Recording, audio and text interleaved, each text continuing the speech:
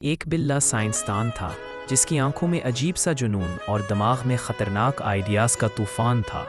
वो दिन रात अपने लेबॉर्ट्री में खुफिया तजुर्बात करता रहता, मगर एक दिन उसका एक तजुर्बा बुरी तरह नाकाम हो गया।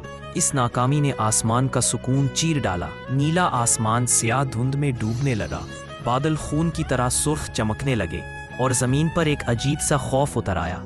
इसी वक्त शेर खान अपने घर वापस आया ही था कि अचानक फ़ज़ा में खौफ की एक लहर दौड़ गई। तेज़ आंधी चलने लगी, बिजली गज़बनाक चीखों की तरह कड़कने लगी और काले बादलों के पेट फाड़कर खौफनाक ड्रैगन निकलने लगे। उनके मन से दहकती आग के शौले निकलते जो हवा को भी जला रहे थे।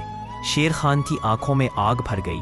उसने अपने अंदर छुपी हुई ताकत को बेदार किया और एक ज़ोरदार गरज के साथ सफ़ेद ड्रैगन को जगा दिया। सफ़ेद ड्रैगन की चमकती आंखें और बर्फ़ की तरह ठंडी सांस आसमान पर कहर की अलामत बन गई। शेर खान उस पर सवार होकर आसमान की तरफ लपका। हर तरफ काले ड्रैगन उस पर झपटते, मगर उसने एक एक को शौलों और तरफ लपका।